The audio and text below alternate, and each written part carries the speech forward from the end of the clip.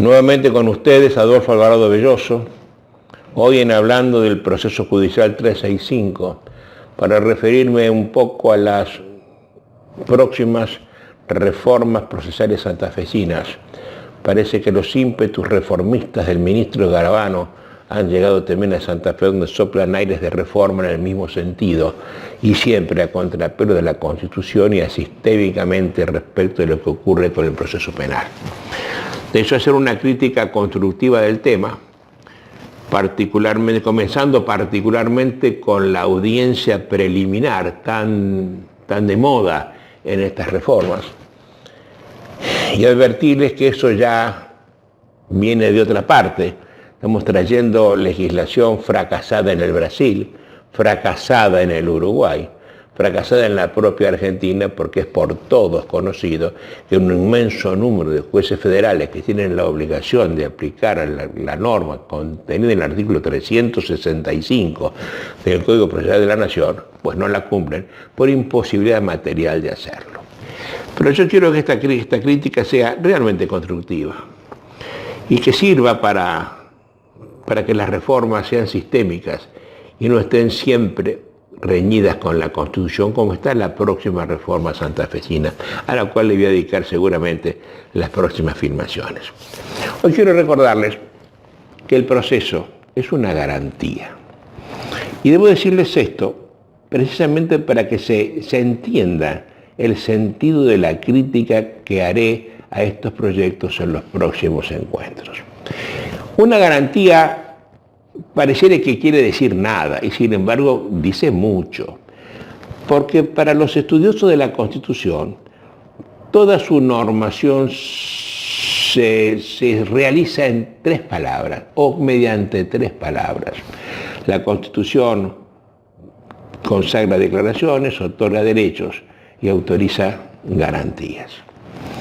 Son declaraciones, las grandes líneas de pensamiento del constituyente que marcan los límites para los cuales el propio constituyente va a normar, o le marca los límites para que el legislador norme de futuro. Una declaración de la Constitución es, por ejemplo, la nación argentina es un país federal, es una democracia representativa, es una república. Si ustedes bien lo miran, ninguna norma impone una conducta. Simplemente delimitan el marco de actuación para imponer esas conductas. La ley va a ser lo mismo. En la misma tónica, el legislador común va a hablar de que la capacidad se adquiere a tal edad, o de que el límite de la competencia territorial de fulano de tal está dado por tal parte. Dentro de del marco de esas declaraciones, el constituyente otorga derechos. Derechos, por supuesto, a favor de los ciudadanos. En definitiva y en esencia, la Constitución es un pacto de convivencia entre el quien ejerce el poder y quien lo sufre. Así nació históricamente y así se mantiene en la actualidad cuando quieren mandamás de turno mantenerlo, por supuesto. En este tren de otorgar derechos se reconoce el derecho a la propiedad, se reconoce el derecho a la intimidad, el derecho al libre comercio, etc. En los últimos años, las últimas constituciones de América han establecido una suerte de ranking de derechos constitucionales, con el simple método de colocarlos en un cierto orden.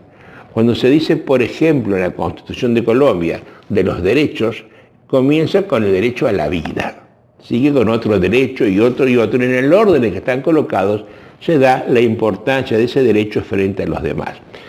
Cuando estamos hablando actualmente de la ponderación tan de moda entre los argumentistas actuales, esto es muy importante, porque cuando vamos a ponderar derechos habrá que ver cuál es el orden que tienen en el ranking que previó el constituyente en la propia Constitución. Las constituciones modernas hablan de que el primer derecho, el primario, es el derecho a la vida, con mayúscula. Derecho que, por cierto, no está consagrado como tal en la Constitución de la Argentina. En la Constitución nuestra no está ese derecho. Y me dirán, sí, pero está en los pactos internacionales. Por tanto, también sí, pero está en los pactos, no está en la Constitución.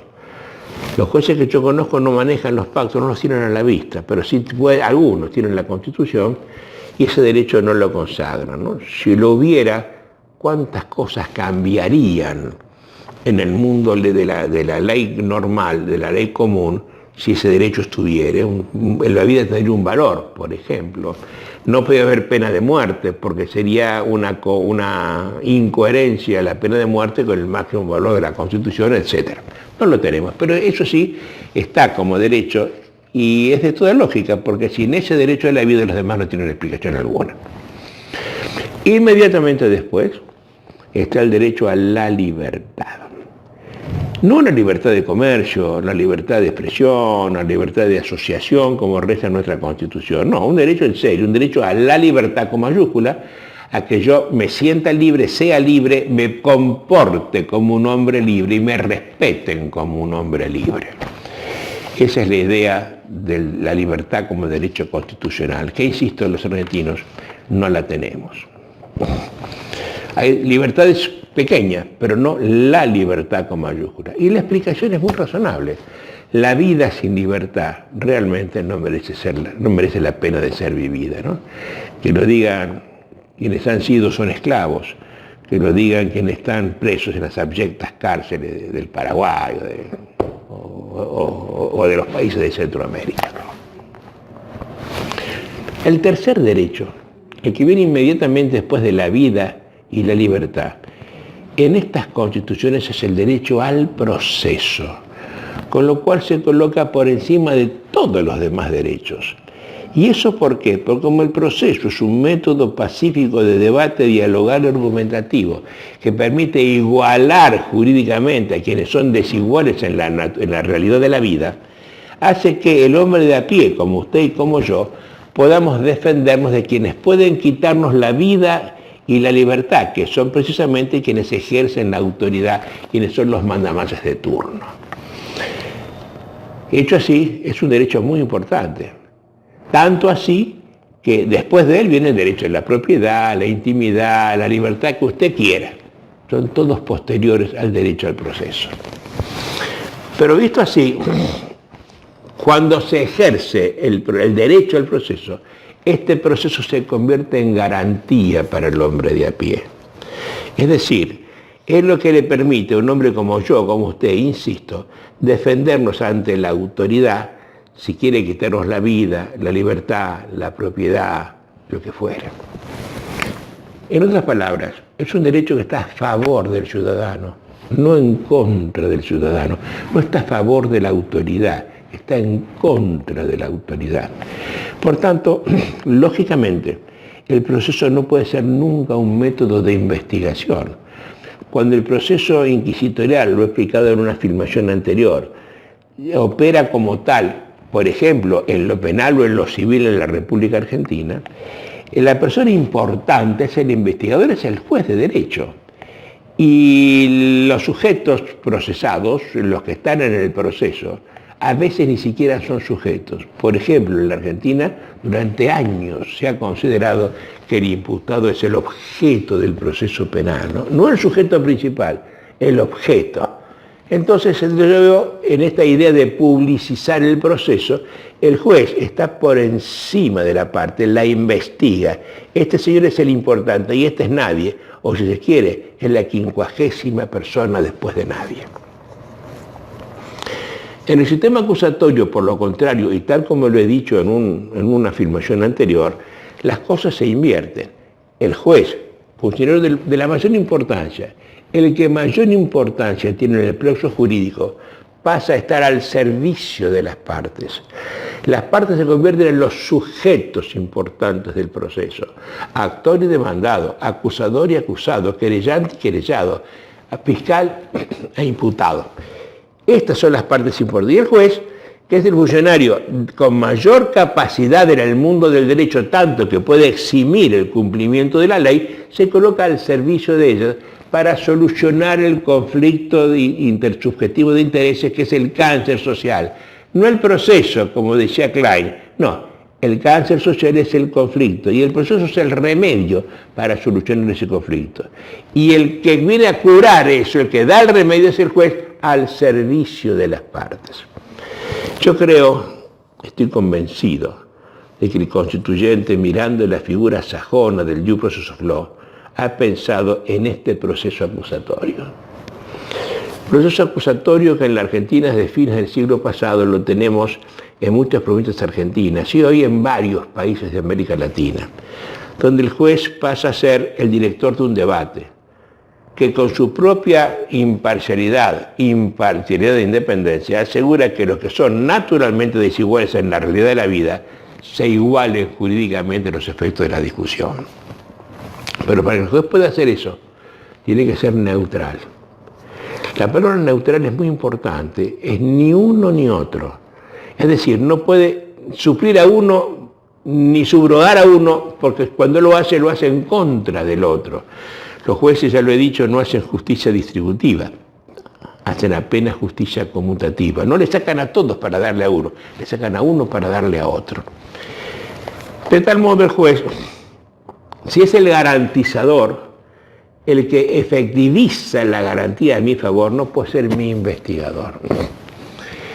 Y esto que parece que no se comprende, es lo que está de moda en estas reformas que estamos sufriendo en este momento los argentinos. Reformas a la virulí, reformas que se hacen sin saber lo que se está haciendo o sin conocer la materia procesal sobre la cual se está legislando. He visto algunos legisladores en algunos lugares, yo sigo desde hace muchos años en la literatura procesal, y juro que nunca he visto su nombre como autor de nada. Hay gente que son realmente nadie en el mundo del derecho.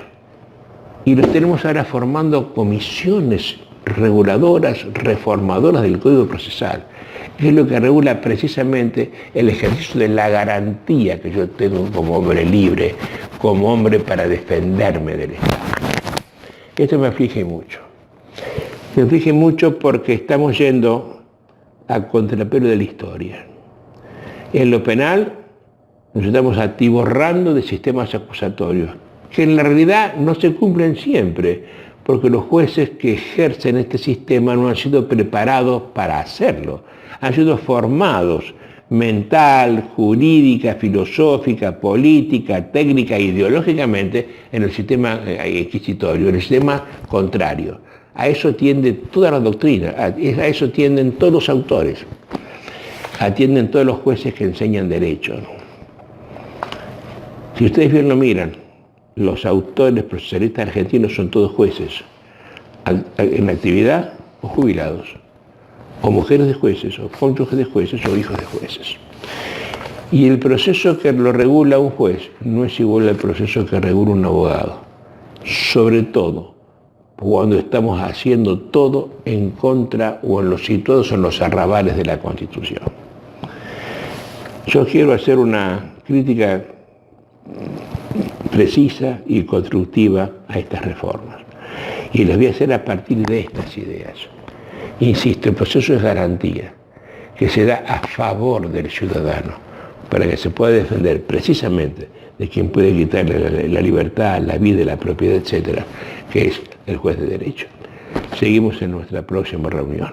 Muchas gracias.